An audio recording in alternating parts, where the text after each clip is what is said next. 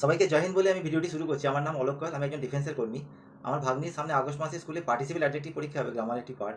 তো তাকে বোঝাতে গিয়ে আমি ভিডিওটি আপলোড করছি, যদি বাকি সবাই উপকারে আসে। আশা করি আমি আপনাদের সময়ের মূল্য দেবো। আমার কাছে ডিফেন্সের কর্মী হিসেবে সমস্ত ইকুইপমেন্টস এখানে অ্যাভেলেবেল নেই, but I make you understand with only notebook and pen. আপনি ভিডিওটি পুরো দেখবেন, আপনার ভালো লাগবে। দেখো, প্রথমে একটা কথা বলে দিই, পার্টিসিপেল, ইনফিনিটিভ, জিরান, এই যে শব্দগুলো আছে, এই শব্দগুলো দেখে ছেলেরা ভয় পেয়ে যায়। তারা ভাবে ওরে বাবারে কী হয়ে যাবে রে। কিন্তু মনে করুন আপনার ছেলের নাম আদিত্য নারায়ণ সিং, তাকে স্কুলে আদিত্য নারায়ণ সিং বলা হয়, কিন্তু যখন সে বাড়িতে আসে পাড়ার কাকিমারা কি বলে, ওই চিন্টু বাড়িতে কুটুম এসে একটা ডিম নিয়ে আয় তো। তো এই ভিডিওটা দেখার পরে আপনার ওরকমই মনে হবে যে এই পার্টিসিপেল অ্যাডজেক্টিভকে চিন্টু বলে মনে হবে। চলুন শুরু করা যাক। পার্টিসিপেল অ্যাডজেক্টিভ কি? পার্টিসিপেল অ্যাডজেক্টিভ কিছুই নয়, যখন কোনো ভার্ব সেন্টেন্সে কোনো নাউন বা প্রোনাউনকে কোয়ালিফাই করবে তখন তাকে পার্টিসিপেল অ্যাডজেক্টিভ বলা হয়। যখন কোনো ভার্ব, অ্যাডজেক্টিভের কাজ কি? নাউন বা প্রোনাউনকে কোয়ালিফাই করা। অ্যাডজেক্টিভের কাজ হচ্ছে নাউন বা প্রোনাউনকে কোয়ালিফাই করা। যদি সেটা কোনো ভার্ব করে তখন তাকে পার্টিসিপেল অ্যাডজেক্টিভ বলা হয়। যদি সেই ভার্বের সাথে আইএনজি যুক্ত থাকে এবং নাউন প্রোনাউনকে কোয়ালিফাই করে তখন তাকে প্রেজেন্ট পার্টিসিপেল অ্যাডজেক্টিভ বলা হয়। যদি ভার্বের কোনো থার্ড ফর্ম নাউন বা প্রোনাউনকে কোয়ালিফাই করে তখন তাকে বলা হয় পাস্ট পার্টিসিপেল অ্যাডজেক্টিভ।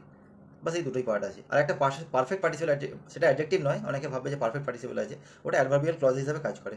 যাই হোক, উদাহরণ দেখলেই বোঝা যাবে। দেখো, I met A charming woman. I met A charming woman, এখানে প্রথমেই ছেলেরা কী ভাববে?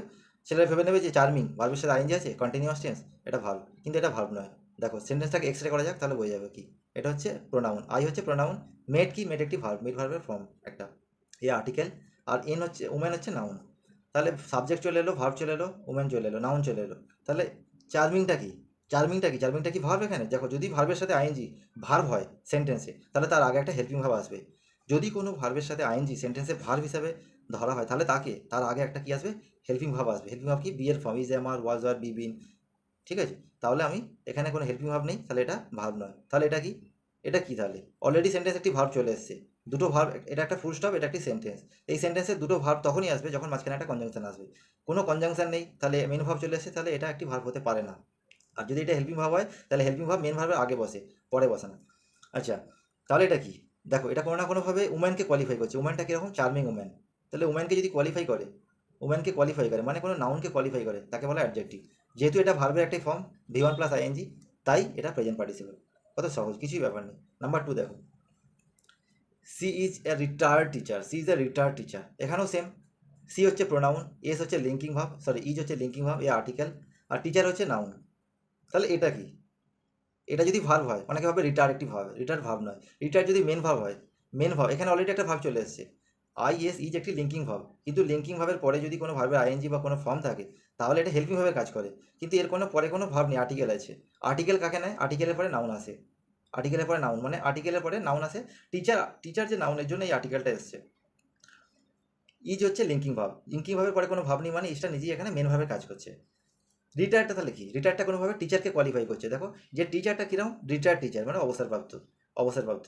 নাউনকে কোয়ালিফাই করলে এটাকে অ্যাডজেক্টিভ বলা হয়। যেহেতু এটা ভার্বের থার্ড ফর্ম, রিটায়ার্ড, তো ভার্বের থার্ড ফর্ম যদি অ্যাডজেক্টিভের কাজ করে থাকে, পাস্ট পার্টিসিপল অ্যাডজেক্টিভ বলা হয়। কিছু না, ভিডিওটা বারবার দেখলে বুঝে যাবে। নাম্বার 3 হচ্ছে Pitha loves to eat boiled egg. Pitha loves to eat boiled egg. Pitha হচ্ছে নাউন, সাবজেক্ট এখানে। দেখো, লাভস হচ্ছে ভার্ব এখানে, আর এগ হচ্ছে নাউন। টু ইট হচ্ছে 2+V1 এর ইনফিনিটিভ ফর্ম। 2+V1, এটা হচ্ছে ইনফিনিটিভ, মানে টু হচ্ছে প্রিপোজিশন, ইট হচ্ছে ভার্ব। মানে এটা না ভার্ব না, এটা এটা এটা একটা শব্দ নয়, এটা দুটো লেটারকে নিয়ে একটা শব্দ, টু ইট একসাথে। ঠিক আছে? টু প্রিপোজিশন, ইট ভার্ব। কিন্তু এই দুটো মিলিয়ে যেটা হয়েছে, এটাকে অর্ধভার্ব বা সেমি ভার্ব বলা হয়। এটা পুরোপুরি কমপ্লিট ভার্বের কাজ করে না। সেন্টেন্স একটি ভার্ব চলে এসছে, নাউন চলে এসছে, এগ হচ্ছে এখানে অবজেক্ট। তাহলে এইটা কি? বয়েলড একটা কি?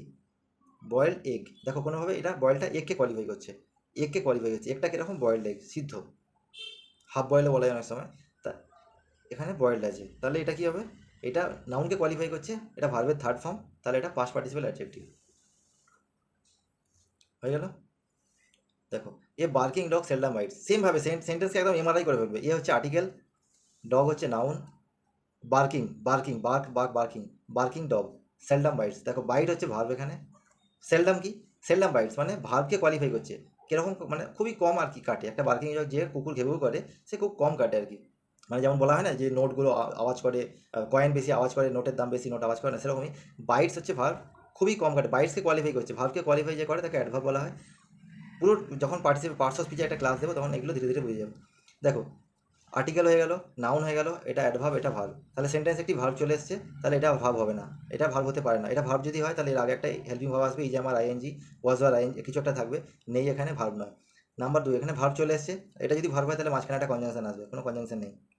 আচ্ছা, এখানে ভার্বের সাথে যে আইএনজি, অনেকেই এটা ভাবে, এটা কি ভাববে, কন্টিনিউয়াস টেন্স, এর আগে একটা ইজ আমার ওয়াজ আর কিছু থাকবে। ধরো মনে করো, একটা উদাহরণ দিচ্ছি, মনে করো এখানে আমি একটা কথা বলছি যে এখানে একটা দেখো, I eating rice, I eating rice, I eating rice,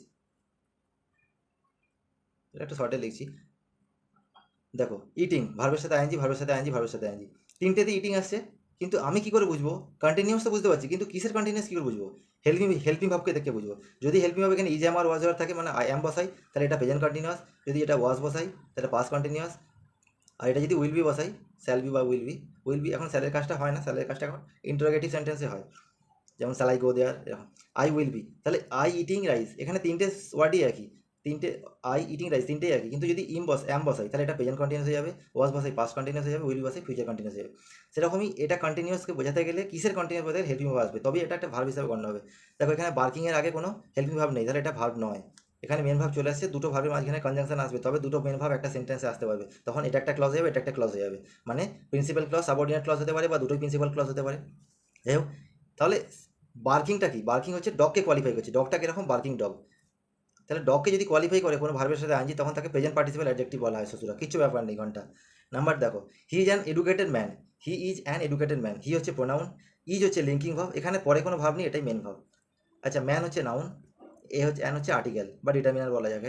ম্যানকে qualify করছে, দেখো এটা এডুকেটেড, ম্যানকে কোয়ালিফাই করছে। যদি কোনো ভার্বের থার্ড ফর্ম ম্যানকে কোয়ালিফাই করে, মানে নাউনকে কোয়ালিফাই করে, ভিত্রি, তাকে কি বলে, পাস্ট পার্টিসিপেল অ্যাডজেক্টিভ। এটা অলরেডি ডিসকাস করেছি। এবার দুটো মজাদার জিনিস দেখেছি যেখানে আপনাদের ভুল হয়ে যাবে, সেই ভুলটাকে ঠিক করার জন্য। The rising woman, sorry, the rising moon looks enchanting, the rising moon looks enchanting, এখানে দা হচ্ছে আর্টিকেল বা ডিটারমিনার। দেখো, মুন হচ্ছে নাউন, লুকস হচ্ছে ভার্ব, এনচ্যান্টিং, রাইজিং আর এনচ্যান্টিংটা কি এখানে? দেখো, মুনকে কোয়ালিফাই করছে কোনো না কোনোভাবে, রাইজিং, মুনটা কিরকম, উদীয়মান চাঁদ, উদীয়মান চাঁদ। তাহলে মুনকে কোয়ালিফাই করে যদি কোনো ভার্বের সাথে আইএনজি যুক্ত হয়, তখন তাকে প্রেজেন্ট পার্টিসিপেল অ্যাডজেক্টিভ বলা হয়। এটা ভার্ব নয়, কারণ এর আগেই বলে দিয়েছি, এর আগে হেল্পিং ভার্ব থাকবে, হেল্পিং ভার্ব নেই। আচ্ছা, দুটো ভার্ব থাকলে মাঝখানে কনজাংশন আসবে। আচ্ছা, এই এনচ্যান্টিংটা এখানে কি? এনচ্যান্টিংটা আমরা সবাই দেখছি যে নাউনকে কোয়ালিফাই করছে, মানে নাউনের আগেই বসবে, এরকম কোনো ব্যাপার নেই যে নাউনের আগেই বসবে। এখানে এনচ্যান্টিংটা কি? The rising moon looks enchanting, উদীয়মান যে চাঁদ সেটা দেখতে একটা মুগ্ধকর আর কি। এনচ্যান্টিং মানে মুগ্ধকর, সেটা কি, দৃশ্যটা কি, চাঁদ কি বয়েছে, চাঁদ কি বোঝাচ্ছে? এনচ্যান্টিং, এনচ্যান্টিংটা কি, মানে মুগ্ধকর কি, সেটা চাঁদ। তাহলে দেখো, চাঁদকে কোনো না কোনোভাবে কোয়ালিফাই করছে, চাঁদকে যদি কোয়ালিফাই করে, মানে নাউনকে কোয়ালিফাই করে, তখন এটাকে অ্যাডজেক্টিভ বলা হয়, বা যেহেতু ভার্বের সাথে আইএনজি কোয়ালিফাই করবে, তাই তাকে প্রেজেন্ট পার্টিসিপেল অ্যাডজেক্টিভ বলা হয়, এটাকেও প্রেজেন্ট পার্টিসিপেল অ্যাডজেক্টিভ বলা হবে। এর আগে কোনো ভার্ব নেই, হেল্পিং ভার্ব নেই, তাই এটা কন্টিনিউয়াস টেন্সের কোনো রকম ভার্ব নয়। তাহলে বোঝা গেল এটা কেন দিলাম, কেন তোমরা সবসময় ভাববে যে এডুকেটেড ম্যান, বার্কিং ডগ, মানে সবসময় আগে আসছে, তাই আগে আসবে অ্যাডজেক্টিভ। এখানে কোনো না কোনোভাবে যে শব্দটা কোয়ালিফাই করবে নাউনকে, তাকে অ্যাডজেক্টিভ বলা হয়। যদি ভার্বের সাথে আইএনজি কোয়ালিফাই করে, তাকে প্রেজেন্ট পার্টিসিপেল অ্যাডজেক্টিভ বলা হয়, আর ভার্বের থার্ড ফর্ম কোয়ালিফাই করলে পাস্ট পার্টিসিপেল অ্যাডজেক্টিভ বলা হয়। এবারে এইটা দিয়েছি, দেখো এটা কেন দিয়েছি, দ্য মুভি ওয়াজ ইন্টারেস্টিং, দা এখানে আর্টিকেল, মুভি হচ্ছে নাউন, ওয়াজ হচ্ছে ভার্ব, হেল্পিং ভার্ব, যেটা আমরা সবাই তোমরা যেটা ভুল করবে, আমি এটা যে বলে আছে এতক্ষণে, তোমরা কি বলবে, নাও আপনি বললেন ইন্টারেস্টিং ওয়াজ ইন্টারেস্টিং, এটা হেল্পিং ভার্ব, এটা মেন ভার্ব, ভার্বের সাথে আইএনজি আছে, এর আগে হেল্পিং ভার্ব এসছে, নাও এটা মেন ভার্ব, কিন্তু এখানেই হয়ে যাবে ভুল। দেখো, ভার্বের সাথে আইএনজি যুক্ত আছে, এর আগেও হেল্পিং ভার্ব এসছে, কিন্তু এখানে এটা মেন ভার্ব নয়, কারণ দেখো, ভার্বের সাথে আইএনজি যখন যুক্ত হয়, সেটা একটা কন্টিনিউয়াস টেন্স হয়, কন্টিনিউয়াস টেন্স হয়, কন্টিনিউয়াস টেন্স মানে কোনো কাজ চলছে, কোনো কাজ চলছে, মনে করো গোয়িং, গোয়িং মানে কি, যাচ্ছে, একটা কাজ হচ্ছে, একটা অ্যাকশন হচ্ছে, যে ডুয়ার আছে, সাবজেক্ট, সে একটা অ্যাকশন করছে। এখানে কি কোনো অ্যাকশন হচ্ছে? দ্য মুভি ওয়াজ ইন্টারেস্টিং, মুভিটা কী ছিল, মজাদার ছিল, কোনো অ্যাকশনই হচ্ছে না এখানে।